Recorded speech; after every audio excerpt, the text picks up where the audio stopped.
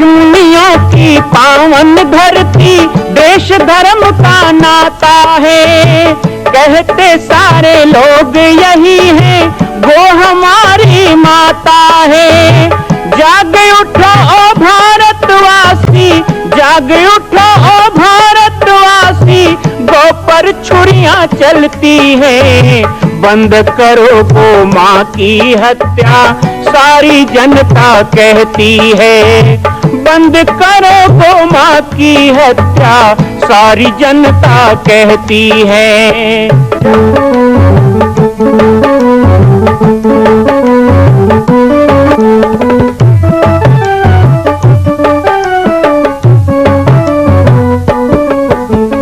जगह जगह पर बूचड़ खाना, लाखों गौएं कटती हैं। किसे सुनाए व्यथा हमारी, नैना नीर बहाती है। रक्षा करना गौ माता की,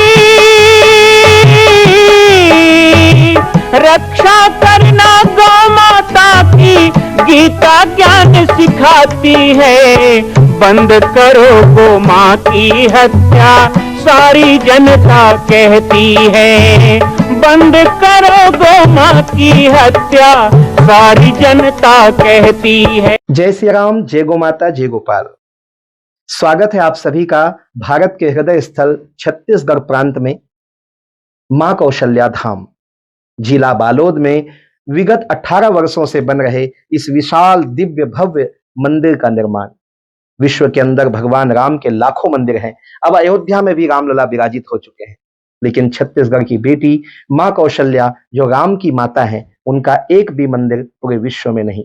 इसीलिए यह विशाल तीर्थ का निर्माण विगत वर्षों से चल रहा है बालोद जिला छत्तीसगढ़ में। 25 करोड़ की लागत से बनने वाला 108 फीट ऊंचा, 65 फीट चौड़ाई और 136 फीट लंबाई का राजस्थान के ठोस पत्थरों से बनने वाला यह मंदिर हजारों वर्ष तक भारत में 5वें धाम कौशल्या धाम के रूप में स्थापित रहेगा। 3 तल के इस मंदिर में प्रथम तल पर भगवान शिव, मध्य तल में गोद में रामलला को लेकर स्वर्ण सिंहासन में मां भगवती कौशल्या विराजित होंगी और तीसरे तल पर पंचमुखी हनुमान। इसके अलावा सामाजिक समरसता को समर्पित यह मंदिर सनातन हिंदू धर्म के समस्त देवी देवताओं महापुरुषों की मूर्तियों से सुसज्जित होगा। आप सब एक एक मूर्ति का संकल्प भी इस मंदिर के लिए कर सकते हैं। ध्यान रखिएगा, यह अवसर बार बार नहीं मिलेगा, क्योंकि 2026 में मां कौशल्या का दिव्य भव्य धाम स्थापित हो जाएगा। मां कौशल्या विराजित हो जाएगी। एक बार पुनः आप सबको निवेदन करूंगा, आइए, जुड़िए और सबको जोड़िए इस विशाल तीर्थ के निर्माण में। मैं राम बालक दास महात्यागी आप सभी को आह्वान करता हूं, संपूर्ण प्रदेश एवं देशवासियों को, कि जिस तरह रामलला के दिव्य भव्य मंदिर के लिए आप सब ने मुक्त हस्त से दान दिया है, इसी तरह मां कौशल्या के एकमात्र विश्व के प्रथम धाम के निर्माण में आप सभी मुक्त हस्त से दान दें। यह दान 3 आहुति के रूप में लिया जा रहा है। हम 1100, 1700, 5100, 11,000, 21,000, 1 लाख, उससे भी अधिक जो भी राशि करना चाहें 2025 और 26 के अंतर्गत 3 बार देने का संकल्प लेंगे। जय श्री राम, जय गौ माता, जय गोपाल। बाबा जी की पाती कार्यक्रम में आप सभी का स्वागत है। मां कौशल्या जन्मभूमि मंदिर निर्माण की कहानी।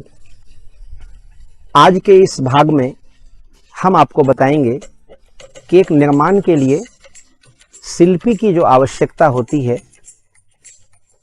वो कैसे पूर्ण हुई। दूसरा, निर्माण के कार्य को आगे बढ़ाने हेतु किस प्रकार समाज को जोड़ा जाए, इस विषय में क्या पहल हुई और कैसे समाज को जोड़ने का क्रम प्रारंभ हुआ।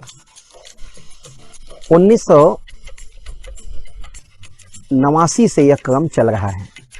संकल्प के साथ सृजन के साथ साथ आगे की कार्रवाई, नींव की खुदाई, श्रमदान की टोलियां।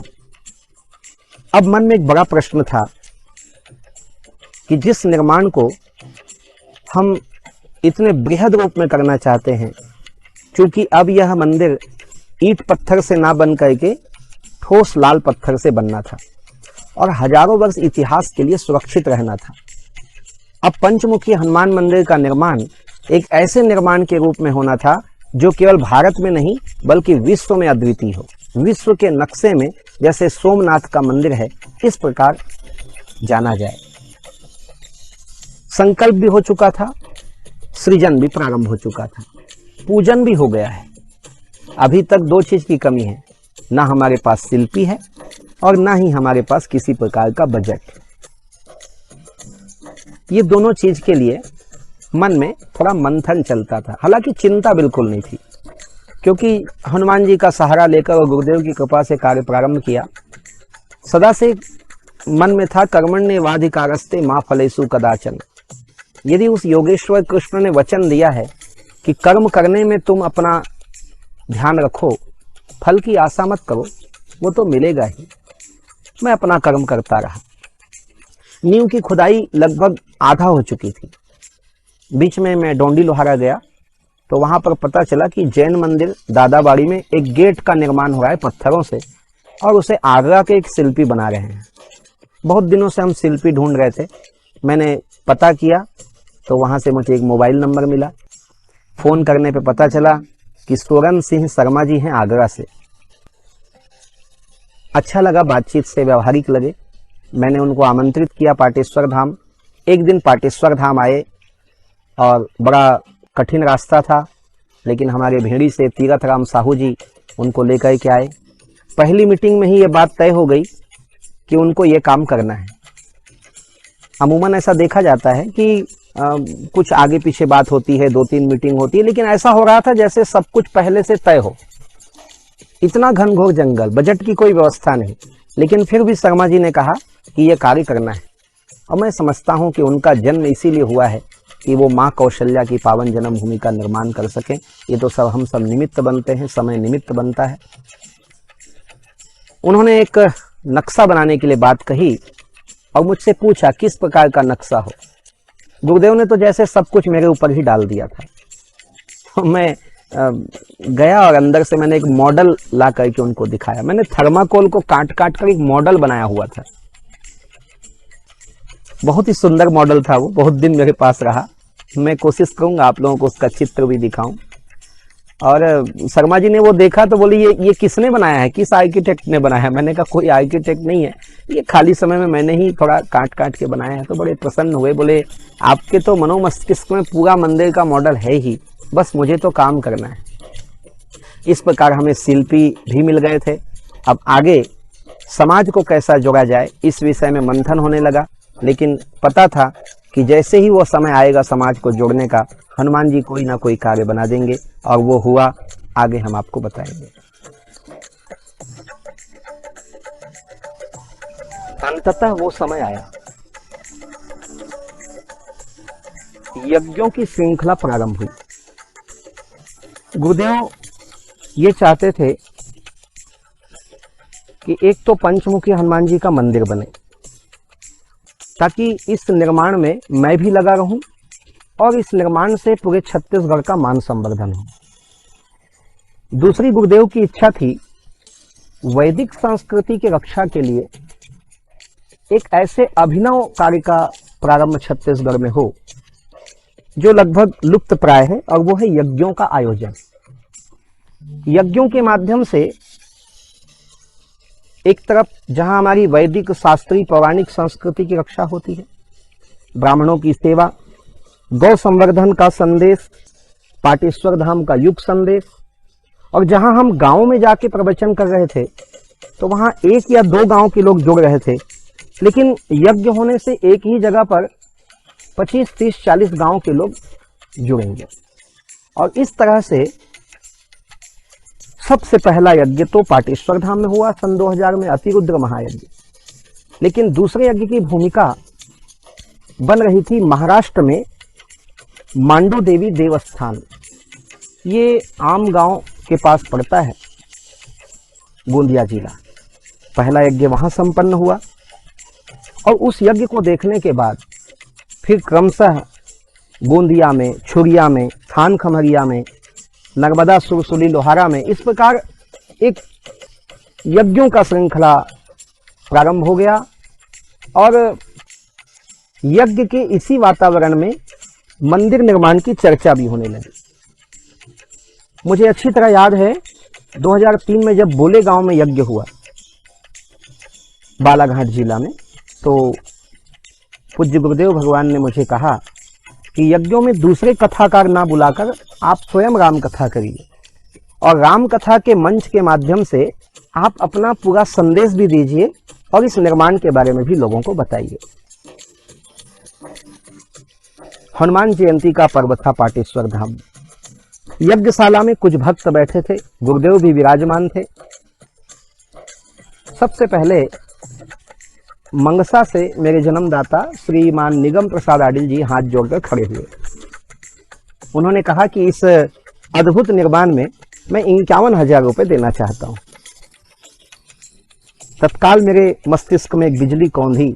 मुझे लगा यही एक व्यवस्था हो सकती है कि लोग अपने संकल्प से इस निर्माण में जुड़ें और उनको एक सुविधा भी दी जाए कि वो गरीब भी हो तो भी कुछ वर्षों में किस्त में उस राशि को जमा कर सके।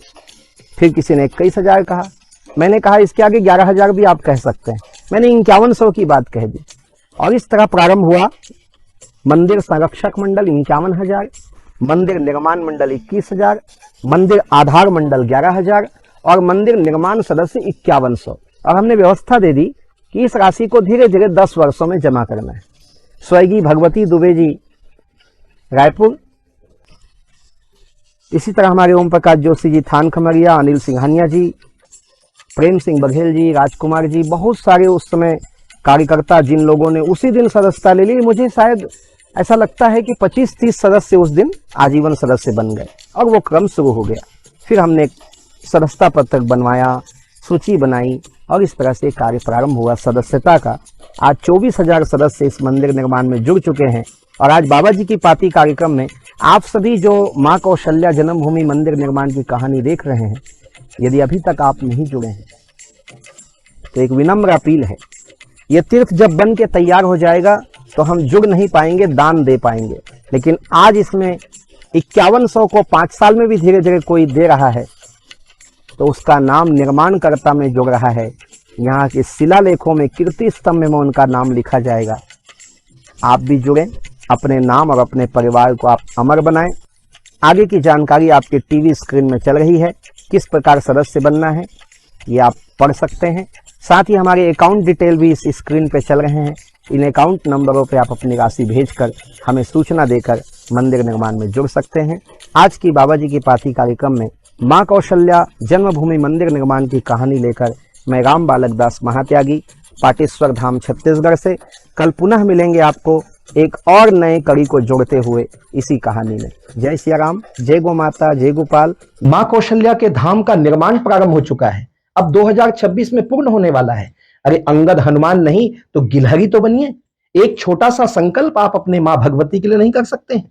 यदि आप राम भक्त हैं तो मैं चाहूंगा कि मां कौशल्या के धाम के निर्माण के लिए आप अपने जीवन का एक अंश जरूर समर्पित करें। आइए हमारे नीचे चल रहे व्हाट्सएप नंबर और अकाउंट डिटेल पर संपर्क करके अपने जीवन का एक अंश लगाकर आप भी पुण्य के भागी बने।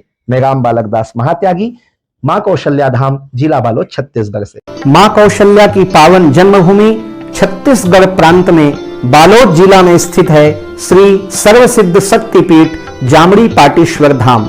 परम पूज्य सद्गुरुदेव राजयोगी बाबा जी की तपस्थली श्री पाटेश्वर धाम और विश्व के अद्वितीय मां कौशल्या जन्मभूमि मंदिर निर्माण का दर्शन करने और इसी प्रकार समसामयिक विषयों पर अपना ज्ञान वर्धन करने के लिए और 10,000 गायों के लिए बनने वाले श्री हनुमान नंदीशाला गो अभ्यारण्य का समाचार प्राप्त करने के लिए आप सभी देखते रहें YouTube चैनल पर और हमारे चैनल को आप सभी सब्सक्राइब करें, घंटी का बटन दबाएं ताकि आप सूचनाओं से जुड़े रह सकें। जय श्री राम, जय गो माता, जय गोपाल।